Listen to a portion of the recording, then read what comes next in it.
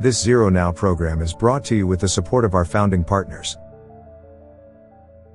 I'm just one person. Determined to bring us back to zero. I'm just one person. Determined to bring us back to zero. I am just one person. Determined to bring us back to zero.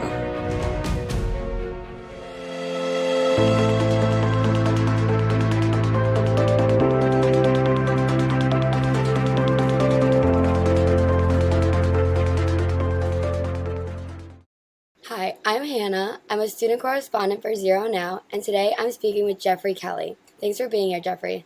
My pleasure. So for those who don't know, Jeffrey is a veteran of law enforcement and was also a subject matter expert for Alyssas Law, which, as I understand, is a legislation that was passed in Florida. And he is currently working for Mutualink. Is that how it's pronounced? Mutualink, correct. Mutualink, okay. Could you elaborate more on your work for Mutualink? Mutualink is a resource sharing platform, so we fully automate communication assets sharing during a crisis or even ad hoc casually. So think radio interoperability. We connect radios with other radios, video resources where necessary. So any technology can be shared, basically eliminating what's called silos. Okay. That's super interesting. So how did you get involved in that? Like, what was the story that led you to be so passionate about this type of campus safety and just safety in general? Well, I mean, communications has always been a struggle. And when you think about what happened on 9/11 some 22 years ago, when the police and fire were entering the towers, the World Trade Center couldn't speak to one another. That was a problem that had existed for a number of years. So Mutualink was a company that decided to tackle that problem by pushing the technology out to the edges. Think fax machine. Everyone has one, but they're not connected together. So it really caught my interest as having a value proposition.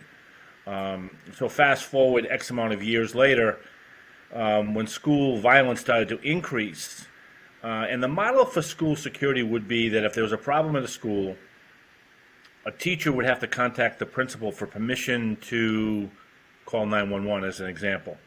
Mm-hmm. Well, you've got professionals. Teachers are professionals. Why should they need permission when there's an emergency situation? So Mutualink had at the time come into partnership with a company called Rave Mobile Safety, which provides a panic button application. And the first in the Mutualink world was Seminole County, Florida.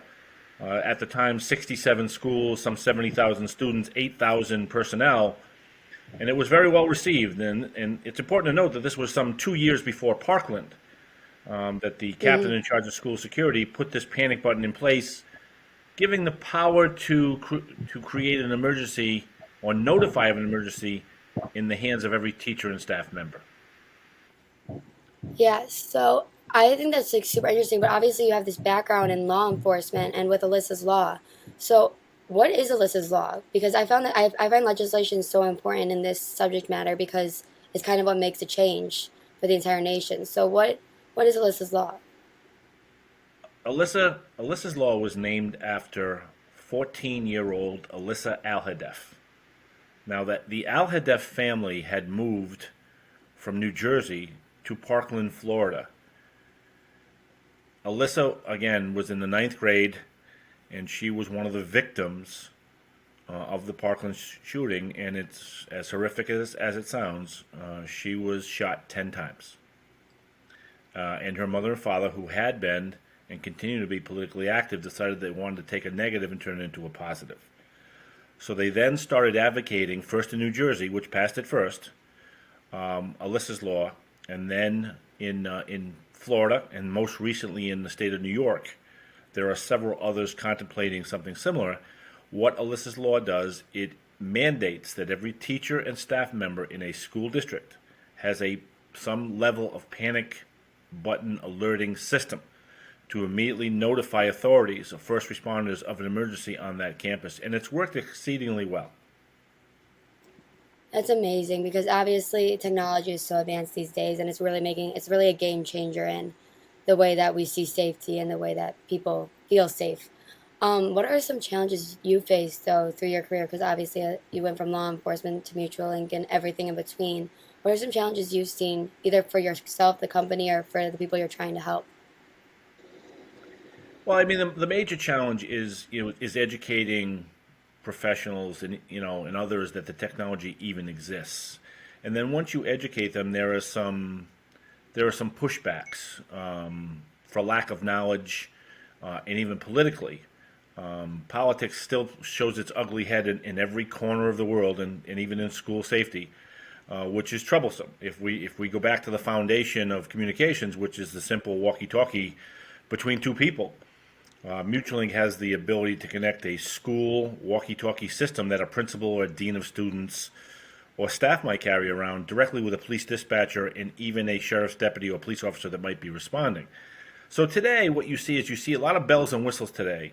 And there's a school in Indiana that spent some $400,000 to outfit their school with smoke in the ceiling and other, bells and whistles.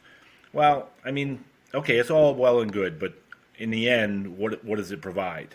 One of the goals has to be to speed time to resolution. If you think about the average 911 call, which lasts on average everywhere from 2.5 to 4.5 minutes, how many lives can be lost during that time? Utilizing a panic button system, it takes some 1.5 seconds to initiate, and should there be an officer nearby, that officer is actually beating the 911 call. So the 911 call is being vetted while the officer is en route to the specific school, the specific classroom, and the teacher that pushed the panic button notification. So, getting over the politics sometimes is a challenge. Educating that this technology even exists is a secondary challenge. And what's endearing, or what drives me, is when we demonstrate to them and show them how the technology works and it's proven effective. And we've done that, although we're not allowed to pound our chest in the public safety world. It's thought of in bad taste. Yeah. So obviously there have been some challenges, as you mentioned, but moving forward, how do you hope to expand off of, because obviously with Parkland, I mean, I still consider that very recent, and I think many other kids my age and even adults like yourself consider that very recent, especially, and very scary because it's something that has become so normalized, and hence ZeroNow doing these desensitized. We don't want people to become desensitized to that. So how do you plan on moving forward and carrying this knowledge? And obviously you said you want to inform people about this technology, which has been a challenge, excuse me. How do you plan on doing that in the future? Well, I mean, it's the last passion of my career as I finish up in the next 5 years before I decide to retire. I mean, I'm going to educate as much as I can, and that's what it boils down to. There is a great program going on now for young people like yourself at Indian River State College, which tends to be, it focuses on teachers. It's an educational, so it brings the next teaching generation. In the 4th year of their educational process, these teachers that are really interns are actually given a class on Code Red and what it all means. For most people, when they enter a movie theater or a restaurant or a public place, they don't look at an egress location. I mean, how do I get out of that building? And analysis has shown that almost 90% of all people that go into a building will almost insist on leaving the same door they went into, which can be life-threatening. You want to run away from the threat, not towards it. So, anyone involved in law enforcement and public safety knows that when they enter a building, the first thing they glance at, and it becomes second nature after a while, is, okay, what's my best way out of here, should something go wrong. So once we educate the public that, you need to be careful where you are, it's like as a young lady, you're told by your mother, always park under a light at Kmart or, Walmart, right? Be smart in your surroundings, so forth and so on. It's the same thing is true in the world that we're in today. Know your surroundings. Now, getting back to specifically to public safety, we're seeing a lot of changes. And by the way, the state of Florida deserves a world of credit. They've come 180 degrees from where they were to where they are today. And again, that's through the entire process, and professionals such as Captain Richard Francis from the Seminole County Sheriff's Office, Keith Hatcher from Columbia County School District, and again, a third, Darren Norris from up in, it escapes me right now, the county he works at. But these are professionals that are driving the train on school safety and school security. And it's important that your audience realize there are 4 tenets to school safety and security and what we do. First is threat assessment. and I'll get into that in a minute. The second is mass notification. The third is situational awareness. And then the fourth is reunification. If you don't do all the things you're supposed to do in each of those four categories, you are going to have a problem. And again, threat assessment is something that's really come a long way, although it tends to be more embraced down south than up north, where there tends to be a more politically left-leaning environment, if you will. Thank you. And then I think this last question is probably the most important to me, at least, because as you mentioned, in your next few years, you're going to be retiring, and obviously my generation's like the future generation. And so I think what's most important to me and what I always like to ask and learn is what is expected of us? What can we do that to not repeat history and to take the parts of history that you want to see evolve and change and do that? Okay, listen, that's a very good question. I mean, in my humble opinion, and I'm old enough to be your grandfather probably, what's missing today is discipline. There is lack of discipline in today's society. And, many people don't want to hurt other people's feelings, even by asking simple questions. Well, you have a right to ask a question. And again, anyone that I speak to in the public world that has kids in school, I'll say to them, it's your obligation to ask your school leaders, what are your safety procedures for my child? And by the way, should something happen, even non-emergency related, what are you doing to return my child to me in a timely and safe manner? And that goes to the reunification process. And if you think about, I'll just give you a couple of points here.